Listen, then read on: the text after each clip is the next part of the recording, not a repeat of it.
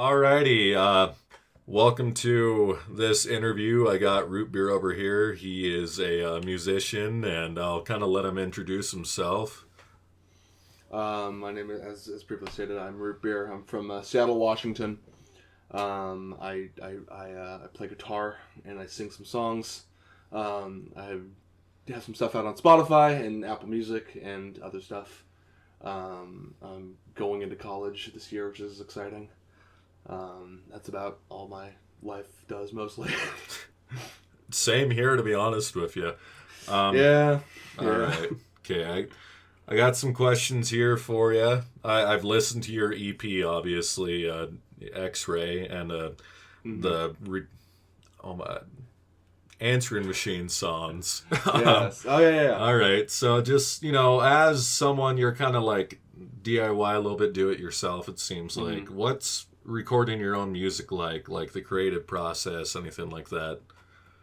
Well, the answering machine stuff, that was all by myself. That was just me with an answering machine, and I was just in my bedroom where I am right now, just like kind of figuring out how to record stuff mostly. I mean, yeah, it was a lot of just recording in my own room, kind of figuring out what sounded good, and I mean, if you were a fly on the wall, you would just hear, whatever, me pressing play, then hitting, like, recording, and then stopping, listening back, hearing if it sounded good, and then trying it over and over and over again. Yeah. But yeah, there was never, like, a lot of third parties, like, coming in and be like, oh, you should do this and this and this. It was just a lot of me just being like, all right, well, this sounds cool. I'll see if I can get this to work. I mean, I recorded that whole thing on Audacity, which is not what you should be making music on. It's not. Yeah. It's not I've for done that. that. No, I've done that. No, it's really not great. It's not. There's nothing you can mix with. It's just you can pan it or you can make it loud. That's really all that Audacity can do. But I mean, I'm still like very proud of how that turned out because it was just so. I think it has a very interesting and specific sound, which I think I haven't heard from a lot of folks, which I think is cool. It was just something fun to do over the summer. Yeah. Then, so X-Ray, was that kind of like less DIY, more studio type of deal? I mean, it was still very DIY. It was just my friend's house instead of my house. My friend's house studio. Okay, yeah. Yeah. I mean, it was just, it was very happenstance. It was just like he had reached out to me because I posted on Instagram a song I had like played at like a open mic, and he was like, we should record sometime. I'm like, all right, sounds good. And we did like a couple demos, and then I would just go to like, he had this like basically kind of makeshift studio in his living room basically. Yeah, and we spent about 4 months just kind of recording everything, and yeah, I'm still like it was very much just kind of figuring out how everything worked. He wasn't super great with, like, he was still figuring, like, we were both figuring out stuff, so it was kind of just, you can hear us kind of, like, tinkering around that whole, like, EP. It's just a lot of us kind of figuring out our sounds. Yeah, it was definitely a thing of, it was my friend asking me to come over and record at his place. And yeah, it was very much both of us kind of, like, learning the ropes as we were doing it. Because I had never really recorded in a studio before, and I think he had recorded a couple stuff, but like we were both kind of like feeling it out together. And now he's a lot better at this stuff because he's going to school for it. But it was definitely a lot of like I'd come to him with like a kind of half finished song. I'd be like, okay, here's this, and then I would show him the chords, and he would just kind of play it through, and I'd be like, all right, that's good enough, like. Oh yeah, there's a lot of that EP I listened back to. I'm like, oh man, I really wish I had done that differently but I didn't know what I was doing. That's a common experience. Like, I mean, yeah, with my own album, I listened back to it. I'm like, but that was all like entirely self-produced for me. Back to you. Do you have any like background on any specific songs you'd like to share, like lyrics, etc., anything like that? I mean, I like to talk about how when we recorded Photography and Monotony, which is the second song on the EP, we had basically laid down a very basic track of just like a guitar and me singing, and that was about it. And then I was just like, we kind of listened back, and I'm like, I have no idea, because we never demoed that song, so I never kind of got to sit with it for a while and like kind of figure it out. Like it was just like okay, we'll get to that song when we get there, and then we got there.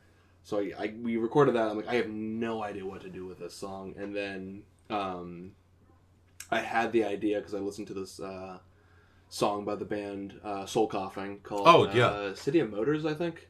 Yeah. Off their first album, and like into that song, they're just like sampling like construction noises basically. Yeah. And I was like, that's kind of a clever idea. And so I was like, oh, like how do I do that with like photography though? And then I like realized, because I was taking a film class at that point, that like, okay, if I do this at the right time, I can like make this to the beat. And so I just came in one day with like a bag full of cameras. I'm like, okay, you're gonna have to hear me out for this. And sure, I mean, God bless him, because he was like, there was no part of him that was like, okay, yeah, let's do this, because it was just so, I come in with 4 film cameras and stuff, and it's just like, okay, we're just gonna have to record all of these and then like put them into place. But it was probably like one of the most fun things that we did, because it was just like trying to like see what sounds we could get out of them that could be cool, and then like trying to put them all into place. I mean, that song took so long to do, because it was just like having to figure out like, okay, this is gonna go here and this is gonna go here, and like what sounds we have to use. And like there was a part where we like had recorded on like a little digital camera, like us yelling like camera directions, and having like sample that. It was just so strange to do, but it was so fun. Back on answering machine, I've never seen anyone use an answering machine before. I don't even know how it works. Do you have like cassette, or is it just like an old phone that has like RCA outputs? Like how does it work? So what happened? It was basically, I got it from Goodwill for like $3 or $4, very cheap. I don't know why I did. I mean, it looked cool, and I'm like, I bet I can make something out of this, because there's an artist called the Mountain Goats. And like, their first like 7-10 albums are like he recorded on like a boombox, but like very rudimentary, like just hit record and play it into it. And yeah, God, I don't know how, but turned on, which is again still insane to me, because that thing is probably about 30 years old. And yeah, so basically what I had to do is, if you go to my room, there's about 40 or 50 just tapes that are like, there's this very cheap, there's this vintage store in Seattle called Magpie Thrift, I believe is the name. And they have like cassettes there for like 10 cents each, which is so ridiculously cheap. So I will buy like just like 20 of them for like $10, because they're all like, I can get 10 for $1. And then I would just tape them over, and then just record on all of them, and then have it to digitize it onto my computer. So what the process was basically is I would take my cassette, I'd put it into my computer, whatever, record a guitar track that was usually like fast and sped up, and then I'd play it back. If it sounded good, then I'd digitize it into my computer, and then I usually had like some sort of like countdown, so I got like 1, 2, 3, 4, and then I would start again on a different recording, and then just do the same thing, and then play along with that recording, and then kind of so on and so forth. So you're like, so like if there's not like a lot of overdubs on the thing. Yeah, because it's just like it's basically like just 2 guitar tracks and 2 vocal tracks, and that's about it. Yeah, so like one guitar track is like one tape, and the other is on another tape, or like on another section. I mean, it would be on the same. Yeah, exactly. Okay. So it's like basically a very rudimentary 4-track. Yeah. But yeah, it's a very lengthy process, but it was also, again, I was very bored during the summer, so I had a lot of time to kill. That's how it goes. But I mean, like if you listen to a lot of those, it's very, like, I think I did a couple overdubs for stuff, but again, it was just hard to do, because it was just like, I remember like a lot of things, like if I had to overdub like vocal stuff, I would have to like sing along with the song and then do the part, and it was just, And then once, especially because it's all like, you know, it's cheap. It doesn't sound good. So like the more cassettes you add, the more hiss there is. Like I definitely had to do some noise reduction on a lot of stuff because it was just got to the point where it just didn't sound good. Just like I mean, it doesn't sound great as is. Yeah. Just but like you have 4 lo-fi. tracks of hiss. And exactly. Yeah, I get that. It's a little too noisy. Messing around with my tape recorder, you can't do too many tracks with it, or it just... Yeah. Let's see, what else do I have? Do you have any, like, future works planned at the moment? I do. Sorry, let me finish my apple here. Live apple reaction. Doctor away. Live apple reaction. I actually have a new single coming out. This will be what? The 11th of June? Let me double check that. Yes, June 11th. Thursday. I have a new single coming out called I'll Meet You Again. And I'll give the story behind that because it's kind of a fun story to tell. Back in January of earlier this year, me and Miles, who's the guy who I worked on my whole EP with, we got together and just kind of recorded a couple demos, just some stuff that I've been working on since we had last met.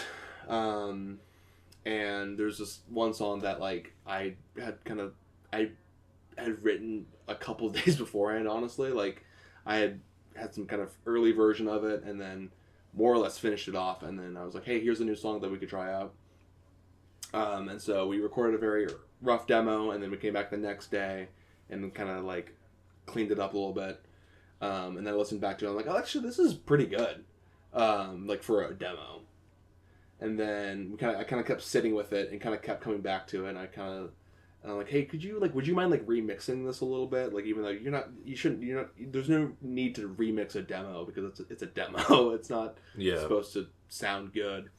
But I was like, just pan these a little more and like get rid of this. And he kind of he remixed it. I'm like, oh, this is like pretty good. I'm like, okay, cool. I guess I'll just have to kind of sit with this. And I was like, okay, I'll have this be the closer of whatever. When I record an album in how many years, this will be the final song. Cool, we have this recorded. But I just kept listening to it. And I would send it off to friends occasionally, be like, hey, here's a new song I got going on. Like, this sounds pretty cool. I was like, yeah, that sounds good. And then in February, me and my family went off to Costa Rica for a week. And we ended up taking this about like 10-hour drive from where we were staying back to the airport to fly home. And we had ended up, because traffic had like some sort of traffic diversion had happened. So we had to go like through a mountain pass in a foreign country in a bad car with minimal light. And I was just going up a mountain, and like by the time we were up, we were just in clouds, and I'm like, I'm gonna die, and I'm gonna die up here. It's just like it was just all the signs like this is not gonna end well. And like in the back of my mind, I'm just thinking, I'm like, man, if I die, that song is not getting released. Because I know Miles is not going to be like, I need to preserve his legacy, like that. Like I know he's not gonna do. There's not gonna be a Rootbeer box set of the 4 songs I recorded after my EP. So luckily we made it back alive. And like the minute I got to the airport, I remember texting him. I'm like, we're putting this out as a single. He's like, okay, that sounds good. And yes, so sure enough, it's just been the past couple months have just been like, really like just fine tuning it as much as I can, just to make it sound good to me. And then we just recorded a music video for it, which I'm very excited for. I just got to see a rough edit of it, and it's very good. Not to kiss my own ass, but I think it's gonna be very good. I saw the post about the music video. Like you were like calling for people. I need an audience, like a general audience of people to come and react to whatever shenanigans I'm gonna get into. I won't try to spoil it. I don't know. I guess I don't know when this will be coming out. But no, I had a good little turnout of folks to come out. And I'm very excited. I think it's a very good little song, and I think it'll be a good little music video, and I hope it'll be the next song of the summer. I believe this is gonna be it's gonna be a Rootbeer summer. I'm pretty sure. Yeah, like top 5. Yeah. Yeah. The Seattle music scene. I know back in the 90s Yes. when I wasn't alive. Sure. You When know, no one was alive. yeah, it was like grunge stuff like that, which I'm huge Mm-hmm. into. But now is it what? Yeah, I'm doing good. What is it like now? You got this. You got this. What's? I would say the Seattle like music scene. It's nowhere close to where it used to be. I mean, Yeah. you don't see Seattle really in the headlines as much as you did 30 years ago. I'm of the opinion that I think Seattle kind of peaked in the 90s. If you go here, you can definitely see that like we're still like there's just certain parts of it that like still feel like the 90s, even though it's 2020. But yeah, it was a very short-lived music scene. If a lot of people think it was like all of the 90s, but it was mostly the early 90s, like about 5 years of 1990s was like Seattle, and then basically once Nirvana ended, you still had Pearl Jam and Soundgarden, but they did not have as much of success as they did.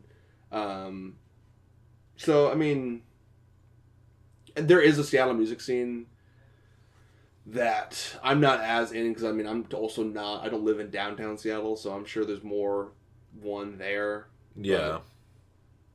I mean, occasionally we'll see some bands pop up that are very good. I mean, the band that I got that got me into making music is a band called Princess Pulpit. They're from West Seattle, and they were like these high schoolers when I was in high school, and they put out an album, and it just blew me away because it was just like these guys are my age and they're making this incredible music that just like completely like just blew me away. I'm like, okay, if these guys can do this, what's stopping me?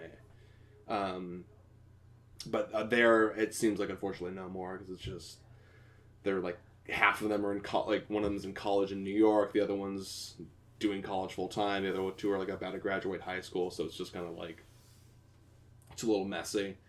Yeah. I have to turn off my camera again apparently. Yeah, I was just like, you were talking, so I was like, do I interrupt? No. I can't. We're gonna make this professional. Yeah. But yeah, I mean, there is definitely a Seattle music scene that I'm probably not super aware of. I mean, there's plenty of venues that I haven't heard of or gotten into.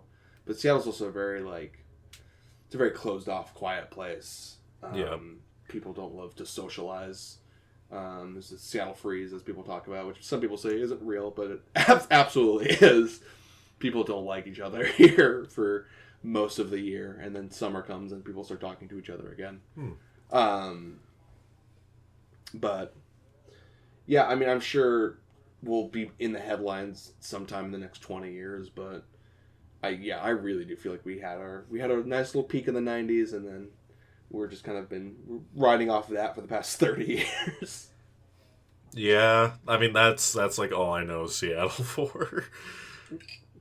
Exactly. That's like, it's not like a Los Angeles or New York where it's always this big thing. I mean,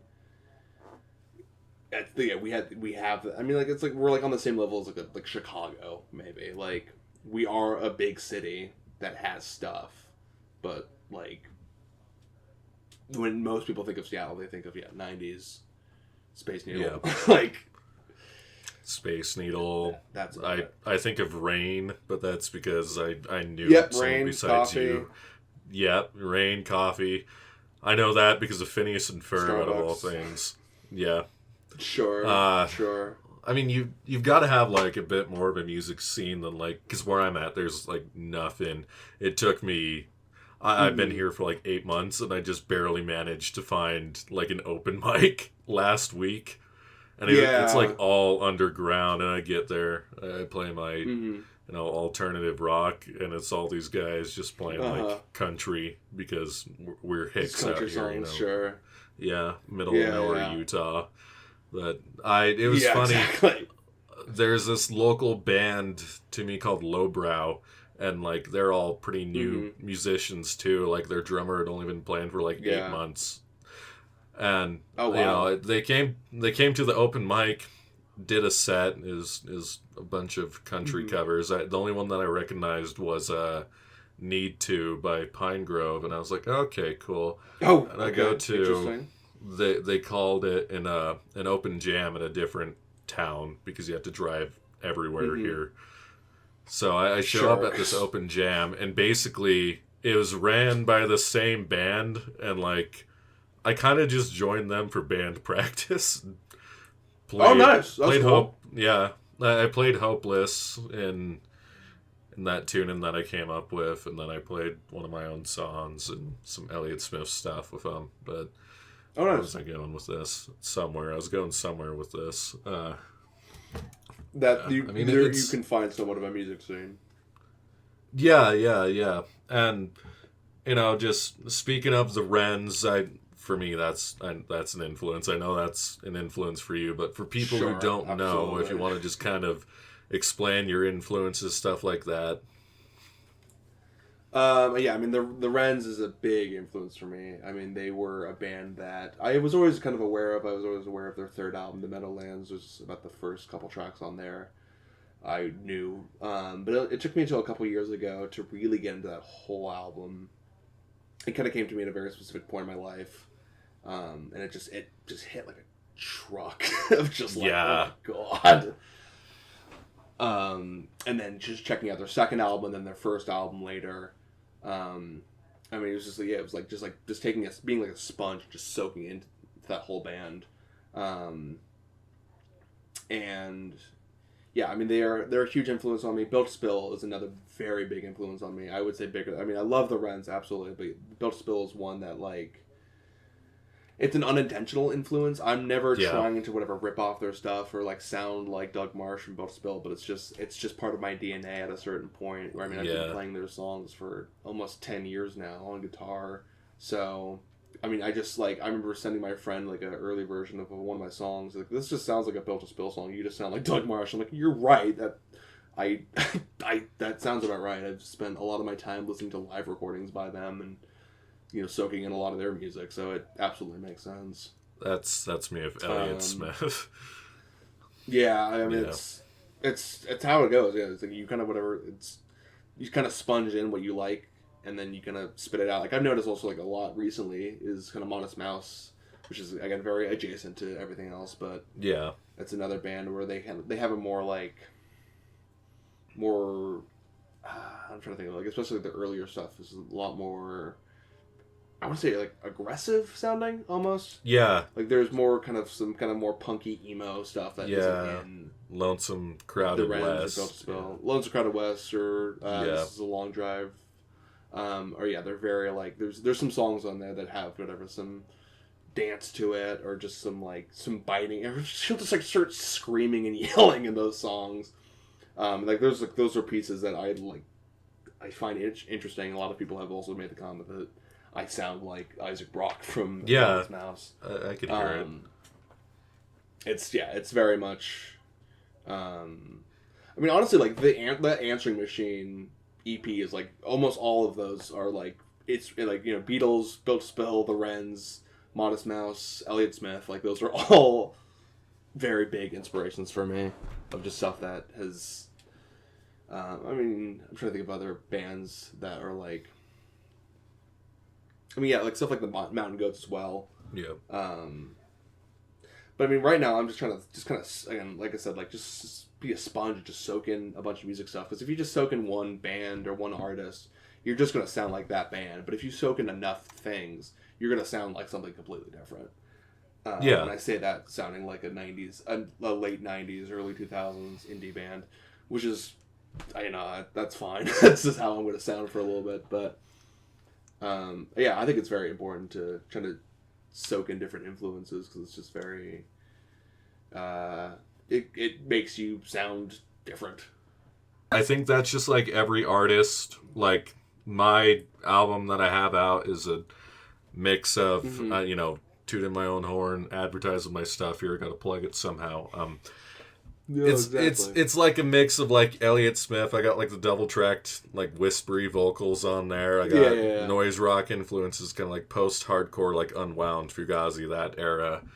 And talking Slint. talking to it's Slint on Coward. That's pretty Yeah. much just a full on like Slint ripoff. That's but I mean, that's I as I get more into like the kind of whatever like indie music scene, so many people are like Spiderland is the album that started me getting into music. yeah, I mean that's just about everyone.